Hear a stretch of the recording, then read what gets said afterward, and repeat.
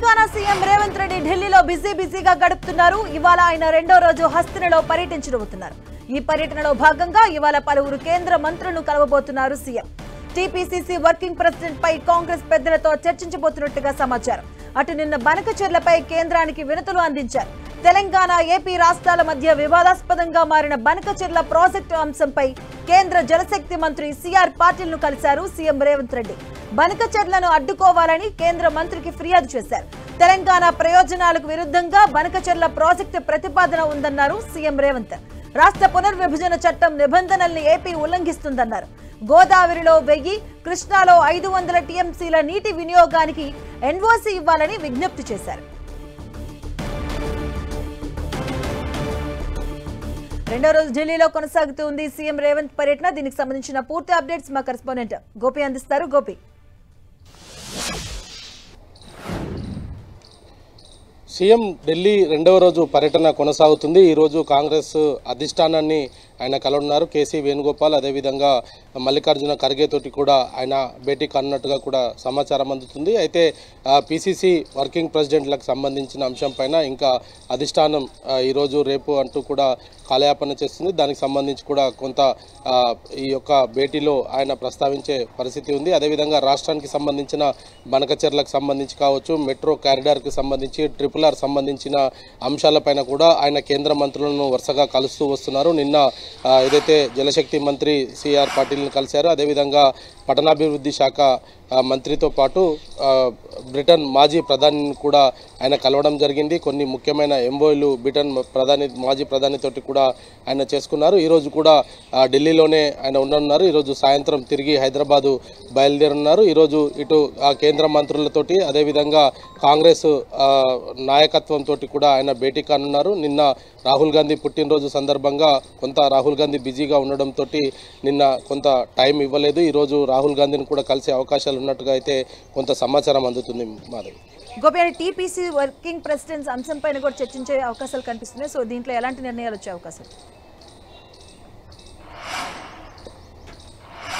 గత కొద్ది రోజులుగా కూడా టీపీసీసీ కార్యవర్గానికి సంబంధించి కూడా పూర్తి స్థాయిలో జనరల్ బాడీని ఇంకా ఏర్పాటు చేయలేదు.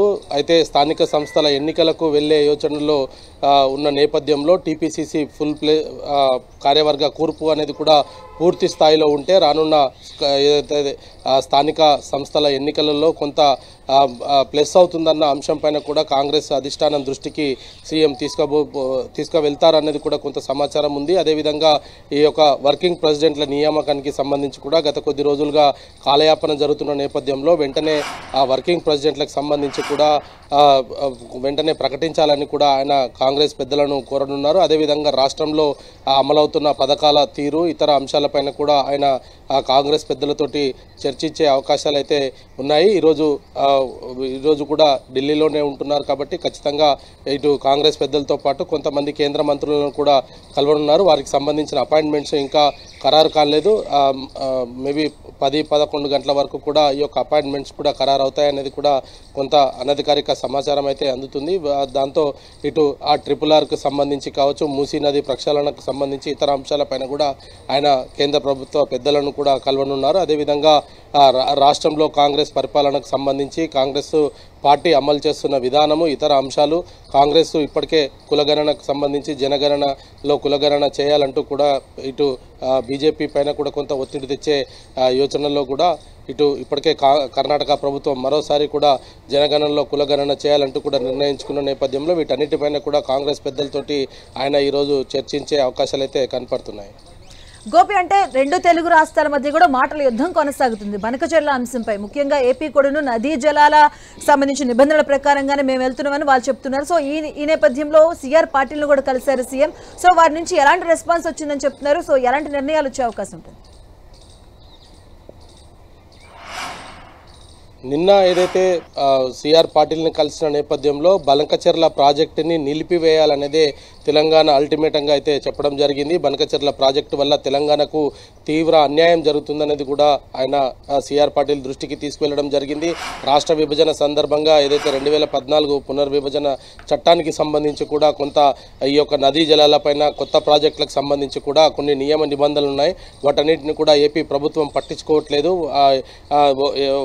అదేదైతే బనకచెర్ల పోలవరానికి అనుసంధానంగా నిర్మిస్తున్నారో అది పూర్తిగా విరుద్ధం అంటూ కూడా సిఆర్ పాటిల్ దృష్టికి తీసుకువెళ్లడం జరిగింది. ఇంకా ఇటు నదీ జలాలకు సంబంధించి కూడా తెలంగాణ ప్రభుత్వం అనేక ప్రాజెక్టుల విషయంలో కూడా ఏదైతే రంగారెడ్డి ప్రాజెక్టు కావచ్చు, అదేవిధంగా సమ్మక్క సారక్క ప్రాజెక్టు, ఇతర ప్రాజెక్టుల పైన కూడా ఇంకా కేంద్రం నుంచి అనుమతులు లభించలేదు. వాటన్నిటికీ కూడా అనుమతులు ఇవ్వాలంటూ కూడా ఆయన నిన్న సిఆర్ పాటిల్ని కోరడం జరిగింది.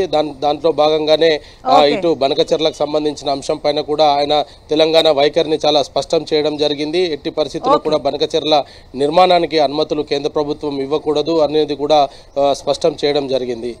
Right, thank you Gopi.